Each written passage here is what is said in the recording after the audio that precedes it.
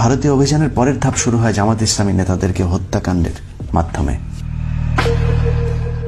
জামায়াত ইসলামী কেন স্বাধীনতার বিরুদ্ধে রাজনৈতিক অবস্থান নিয়েছিল সেটা এখন দিনের মতো পরিষ্কার হয়ে উঠেছে।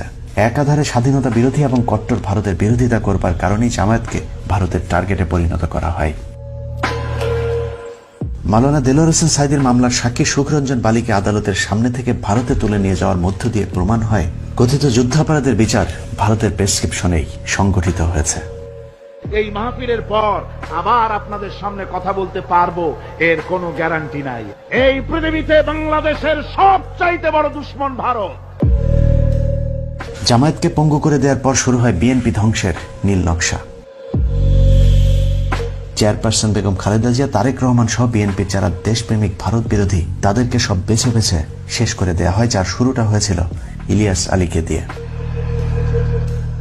ইলিয়াস আলীকে ভারত কেন গুম করেছিল সেটা বোঝার জন্য তার কয়েকটা বক্তব্য শুনলেই চলবে। India to Bangladesh, Bangladesh to India, এই যে ট্রানজিট বাংলাদেশের উপর দিয়ে যদি এই রাস্তাটা তৈরি হয়ে যায় তাহলে পার্মানেন্টলি চিরস্থায়ীভাবে বাংলাদেশ তাদের দাসত্বের শৃঙ্খলে বন্দী হয়ে যাবে। বিএনপির সবচাইতে কট্টর ভারত বিরোধী এই নেতা বাংলাদেশের উপর দিয়ে ট্রানজিটের নামে বাংলাদেশকে দখলের যে পায়তারা করা হয়েছে সেটার ঘোর বিরোধী ছিলেন। ভারত এরকম বলেছিল এই ফারাক্কা বাদ যখন হয় তখন সে সময় বলেছিল যে আমরা বিবেচনা করব, হয় নাই, কিন্তু ফারাক্কা বাদ হয়েছে। ইলিয়াস আলীর গুমের রেশ কাটতে না কাটতে গুম করা হয় বিএনপির আরেক নেতা সালাউদ্দিন আহমেদকে। তাকেও ভারতে পাওয়া যাবার বিষয়টি প্রমাণ করে ভারতীয় গোয়েন্দা সংস্থাই তাকে গুম করেছিল।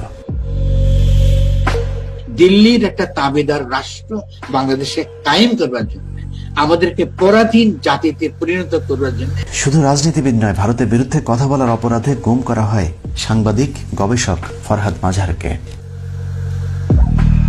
ভারতীয় গোয়েন্দা সংস্থা তাকে সীমান্ত পার করে নিয়ে যাওয়ার ঠিক আগ মুহূর্তে বেনাপোল সীমান্তের কাছাকাছি জায়গা থেকে র্যাব তাকে উদ্ধার করে। ভারত বিরোধিতার আরেক ভুক্তভোগীর নাম সাংবাদিক মাহমুদুর রহমান। আমার দেশের জন্য আমি জীবন দেব, ইসলামের জন্য জীবন দেব। নানাভাবে নির্যাতনের পর ভারতের এদেশীয় প্রোডাক্ট আওয়ামী সন্ত্রাসী বাহিনী দিয়ে তাকে খুন করে ফেলার পরিকল্পনা করা হয়, যদিও সে যাত্রায় আল্লাহ তাকে রক্ষা করেন। সবশেষে এবার জানা যাক আবু তোহা মোহাম্মদ আদনানকে কেন গুম করা হয়েছিল। আজকেও যদি আপনি এমন ইসলাম ফলো করেন যে ইসলামটা সত্যিকার অর্থে কোরআন এবং সুন্নাহয় আছে, তাহলে আপনার দিকে নজরদারি বাড়ানো হবে, আপনার সেলফোন ট্যাপ করা হবে, আপনার উপর আরো বেশি গোয়েন্দা সংস্থা সক্রিয় থাকবে। মাত্র কয়েকদিন আগে নিজেই নিজের বক্তব্যে বলেছিলেন যে কোনো সময় গুম হয়ে যেতে পারেন তিনিও। অবশেষে সেটাই সত্যি।